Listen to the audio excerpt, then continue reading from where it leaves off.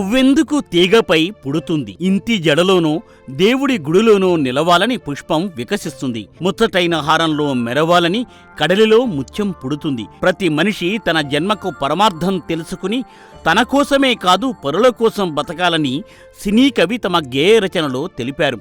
తానున్నా లేకున్నా తన పేరు మిగలాలని ఆ పాట ద్వారా చెప్పారు ఆ సినీ కవి. అయితే పరుల కోసం బతకడంలో, ప్రకృతి ధర్మం పాటించడంలో తరువులు, నదులు, గోవులు ఆదిగా గల ప్రకృతి జీవుల పాత్ర ఎంత గొప్పదో మనకు తెలుసు. తమ పేరు మిగలాలని సైతం ఈ ప్రకృతి జీవులు కోరుకోవు. పరోపకారం కోసం జీవించడమే తమ కర్తవ్యంగా చేసుకుని ప్రకృతి ప్రాణులు సేవలు అందిస్తాయి.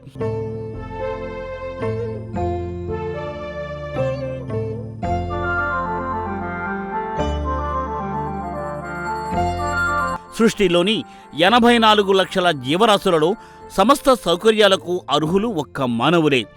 నోరారా మాట్లాడడానికి, కడుపారా భోంచేయటానికి, కంటి నిండా నిద్రపోవడానికి ఒక్క మానవుడికి ఉన్న సౌకర్యాలు ఒక్క మానవజాతికి తప్ప ఇంకే జాతికి లేవు. ఇన్ని ఉన్న ఆకు అణిగిమణిగి ఉంటుందనే సామెత మానవలోకానికి వర్తించదేమో.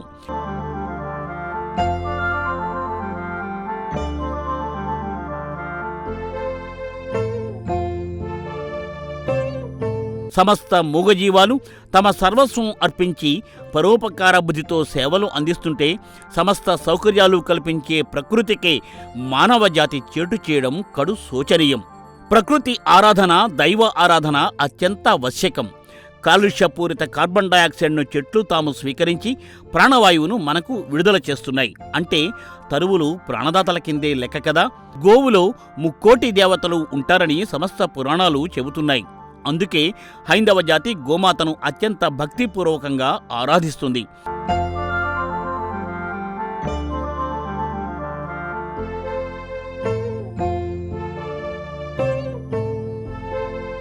శుభాశుభ కార్యాలు దేంట్లో అయినా గోమాత ఉండి తీరాల్సిందే. అసలు జీవి కాలం చేశాక మహాభయంకరమైన వైతరణి నదిని దాటించగలిగేది ఒక్క కామధేనువే అని సమస్త పురాణాలు చెబుతూ ఉంటాయి. ఏ జీవికి లేని అద్భుత శక్తులు ధేనువు అంటే గోవులో ఉన్నాయని పురాణాలే కాకుండా తలపండిన సైన్స్ పెద్దలు కూడా చెబుతున్నారు.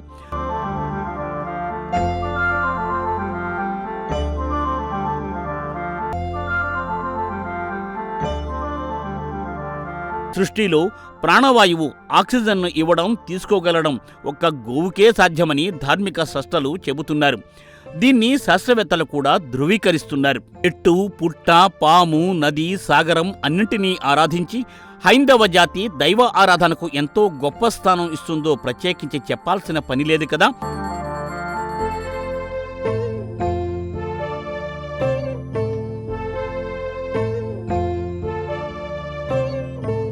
గుడి, బడి, దైవాలయం, విద్యాలయం రెండూ కూడా విశిష్టమైనవి.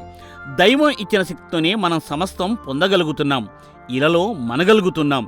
దైవ అనుగ్రహంతో సమస్తం సంసిద్ధిస్తాయి. దైవాగ్రహానికి గురైతే అన్నీ వ్యతిరేకమైన ఫలితాలే ఉంటాయి. గుడికి వెళ్లడం మొక్కుబడి వ్యవహారం కానే కాదు. ఆలయ దర్శనం పలు శాస్త్రీయ ప్రయోజనాలతో ఇమిడి ఉంటుంది.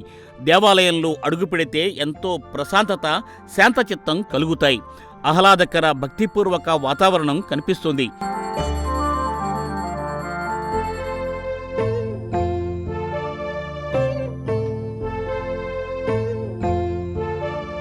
దేవాలయానికి వెళ్లి దైవాన్ని దర్శించుకుంటే గర్భగుడిలో నిశ్శబ్ద వాతావరణంలో దీపం వెలుగుతూ కనిపిస్తూ ఉంటుంది.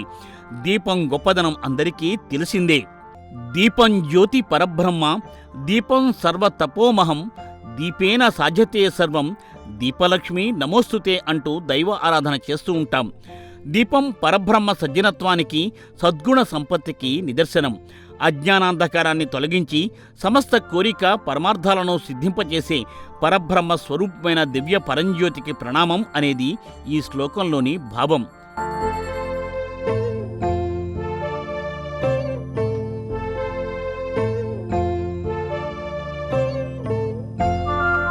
ఇదే రీతిలో తమసోమ జ్యోతిర్గమయ అనే అమృతవాక్కు మనకు తెలిసిందే. బృహదారణ్యక ఉపనిషత్తులోని ఈ ప్రసిద్ధ ప్రార్థనాభావం అజ్ఞానం, దుఃఖం, చీకటి నుండి జ్ఞానం, సత్యం, ఆధ్యాత్మిక ప్రకాశం వైపునకు నడిపించమని దైవ ప్రార్థనమాట.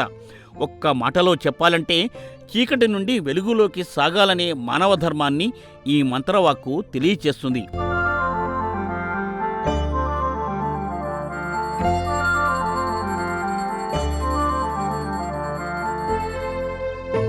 ఆలయంలో గర్భగుడి దర్శనం, కర్పూర హారతి, జేగంట, తీర్థ ప్రసాదాలు, వీటి వెనుక ఎన్నో శాస్త్రీయ ప్రయోజనాలు ఇమిడి ఉన్నాయి.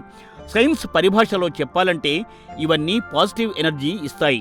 ఈ ఆనంద ఆరోగ్య కారణాలను చూస్తే ఆలయంలోని దివ్యశక్తి మనలో ప్రవేశించి దివ్య తేజస్సును అందిస్తుందని పురాణ పెద్దలు, ఆధ్యాత్మిక గురువులు చెబుతున్నారు. ఆలయ ప్రవేశంతో ఎన్నో దివ్యశక్తి తరంగాలు ప్రవేశిస్తాయని సకల శాస్త్రాలు ఘోషిస్తున్నాయి.